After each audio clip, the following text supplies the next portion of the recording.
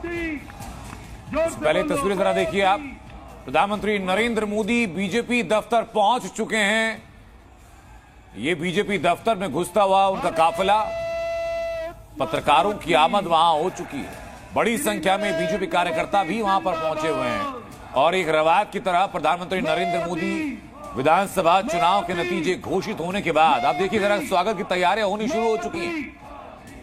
आतिशबाजी की जा रही है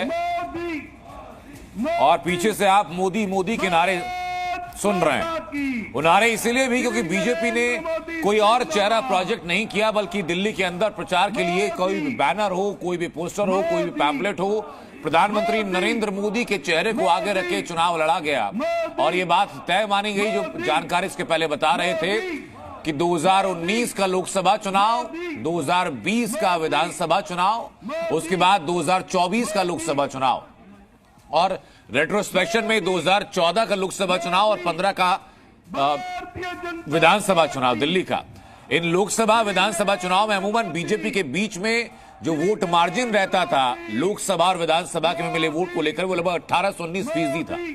अब तक थियोरी ये गढ़ी गई कि लोकसभा में मोदी के चेहरे पर लोग विश्वास करते थे, लेकिन विधानसभा में लोकल चेहरा तलाशते थे।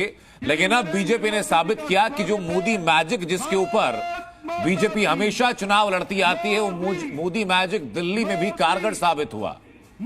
आप देखिए अपने कार्यकर्ताओं, अपने सहयोगियों के बीच में प्रधानमंत्री नरेंद्र मोदी इस वक्त पहुंच चुके हैं। बीजेपी मुख्यालय की तस्वीरें और जैसे ही लगभग 12:30 बजे के आसपास ये प्रतीकात्मक तौर पर नंबर्स ने बताया कि बीजेपी 27 साल बाद सत्ता में दिल्ली में वापसी करने जा रही है, तभी ऐलान किया गया था 6:30 बजे के आसपास प्रधानमंत्री नरेंद्र मोदी बीजेपी दफ्तर पहुंचेंगे, कार्यकर्ताओं के बीच होंगे, कार्यकर्ताओं के उत्साह वर्धन के लिए और जो कार्यकर्ताओं ने काम किया दिल्ली चुनाव में उसकी प्रशंसा के लिए। मोदी जिंदाबाद।